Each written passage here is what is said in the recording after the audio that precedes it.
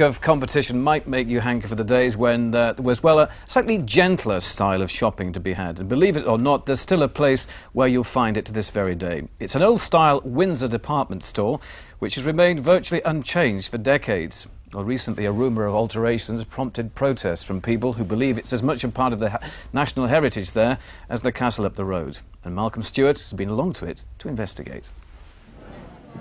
For a stranger, it's something of an adventure to step into the Daniel department store in Windsor. What you are searching for is bound to be here, but where? To regular customers, that's simply part of the charm of the store that's kept itself in the Are You Being Served era. It's a sort of an old-fashioned store, and you can walk around and sort of appreciate all the various bits and pieces that they've got here. Some of the shops you're afraid to go into, but you wouldn't be afraid to come into this one at all, because there's plenty to see, plenty to buy. It's the only kind of shop like this that stocks such a wide variety of things for all age children. In this area, for miles around, it's a wonderful shop. You won't find a Selfridge, a Harrod or a Debenham in the stores that bear those names. But in the amazing toy department of the Daniel, as it's known, there's Mr. Michael, 33 years in the family business. And this Nintendo expert is the fourth generation Daniel, Mr. Richard. The founder of this group of 5 department stores was Walter Daniel. His son, Mr. Charles, still runs the group at the age of 90 and drives in daily to the firm's Ealing headquarters. Recessions have come and gone and come again, but the Daniel family plainly know the secret for survival. A lot of the family work in the business, and so of course we've got that at heart.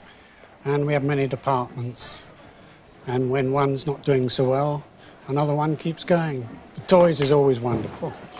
Grandparents and parents, they've always got coming to Windsor, and we have tours from up north, all around the country, and of course the grandparents come in and want to take a present home for the child. And that includes people who stay just up the road. King Hussein of Jordan popped in recently and bought 22 Nintendos.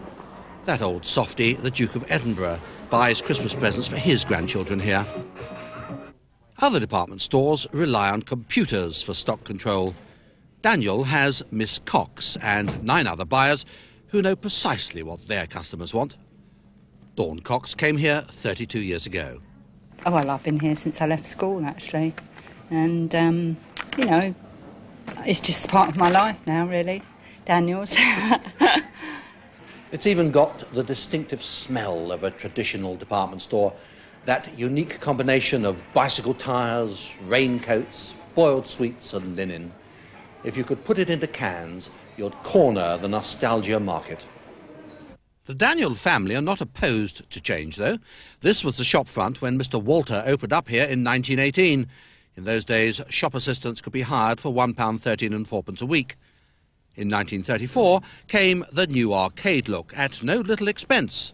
But Windsor people were horrified when earlier this year the Daniels proposed further modernisation. We feel we must modernise, and we put some plans in which haven't come to fruition yet. And we've had so many customers' letters telling us to do nothing. They like it as it is, in Aladdin's cave. Is it going to stay that way? Well, time will tell.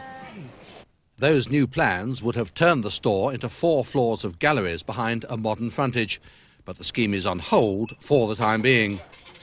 For now, there's that mixture of 1990s goods in a 1930s layout, and the staff who actually know about the lines they're selling.